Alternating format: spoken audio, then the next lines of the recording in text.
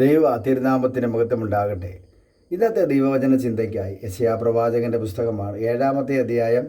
അതിൻ്റെ 2 മുതൽ 6 വരെയുള്ള വാക്യങ്ങളാണ് നമുക്കിവിടെ ചിന്തിക്കാൻ ദൈവത്തിൻ്റെ പരിശുദ്ധാത്മാവ് തന്നിരിക്കുന്നത്. അവരുടെ കൂട്ടുകെട്ട് നിമിത്തം അവൻ്റെ ഹൃദയം ഉലഞ്ഞു പോയെന്ന് നാം വായിക്കുന്നു.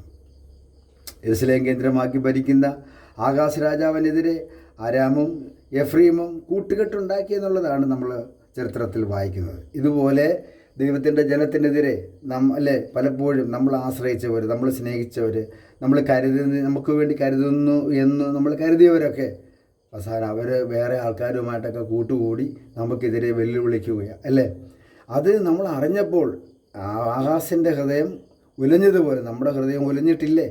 എത്രയെത്ര സന്ദർഭത്തിൽ ഏതെല്ലാം വിഷയത്തോടുള്ള ബന്ധത്തിൽ അയ്യോ ഞാൻ അങ്ങനെ ചിന്തിച്ചിട്ട് പോലുമില്ല എന്നൊക്കെ നമ്മൾ ഭാരപ്പെട്ടിട്ടില്ലേ? അപ്പോൾ ഈ വൃക്ഷം കാറ്റത്തുലയുന്നത് പോലെ ഹൃദയം ഉലഞ്ഞു പോയെന്നാണ് കർത്താവ്. 2 മുറിക്കൊള്ളികൾ നിമിത്തം ഭയപ്പെടേണ്ട എന്നാണ് പറയുന്നത്. 2 മുറിക്കൊള്ളികളാണ് അവർ. ഈ ആരാമിനെയും കുറിച്ച് എഫ്രൈമിനെ കുറിച്ച് കർത്താവ് വിശേഷിപ്പിക്കുന്നത് 2 മുറിക്കൊള്ളികളാണെന്ന്. ദൈവത്തിൻ്റെ കണ്ണിൽ അവരൊന്നുമില്ലെന്ന്. അതുകൊണ്ട് ദൈവത്തിൻ്റെ ജനത്തിൽ വിശ്വാസവും ധൈര്യവും വർദ്ധിച്ചു വരട്ടെ. ശിഷ്യന്മാരുടെ കർത്താവ് പറഞ്ഞില്ലേ, ധൈര്യപ്പെടുവിൻ. പള്ളിപ്രമാണിയുടെ കർത്താവ് പറഞ്ഞില്ലേ, ഭയപ്പെടേണ്ട.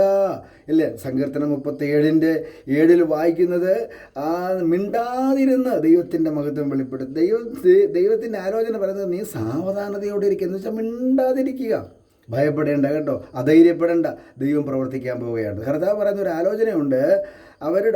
അവർ കൂട്ടുകെട്ടുണ്ടാക്കിയിട്ട് അവർ ദുരാലോചന ഒരുക്കുന്നുണ്ട്. എന്തൊക്കെയോ ദുരാലോചനകളുണ്ട്. നല്ലതല്ലാത്ത ആലോചന എല്ലാം ദുരാലോചനയാണല്ലോ. അപ്പോൾ അത് നമുക്കെതിരെ വെല്ലുവിളിയോടെ വരാൻ പോവുകയാണ്. കർത്താവ് പറയാം, അതൊന്നും നടക്കത്തില്ല. അവരെന്തെല്ലാം കാര്യങ്ങൾ നടത്താൻ പോയത് നടക്കത്തില്ല. അവരെന്തെല്ലാം സംഭവിപ്പിക്കുമെന്ന് നമ്മളോട് പറഞ്ഞാലും അതൊന്നും സാധിക്കത്തില്ല. കർത്താവാണ് പറയുന്നത് കേട്ടോ.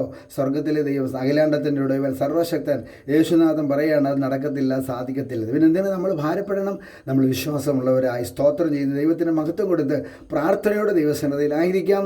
വലിയവനായ ദൈവം നമ്മളെ സഹായിക്കും. കർത്താവ് പറഞ്ഞ ആലോചന ഏറ്റെടുത്ത് സ്തോത്രം ചെയ്യട്ടെ. ഈ തിരുവചനം നമുക്കെല്ലാവർക്കും, ഈ തിരുവചനം കേൾക്കുന്ന എല്ലാവർക്കും അനുഗ്രഹത്തിന് കാരണമാകട്ടെ. കണ്ണുകളെ അടച്ച് പ്രാർത്ഥിക്കുമ്പോൾ ദൈവം എല്ലാവരെയും സഹായിക്കും. പ്രാർത്ഥനയോടെ ദൈവത്തിൻ്റെ വചനം കേട്ടാലും സ്തോത്രം, സ്തോത്രം, സ്തോത്രം.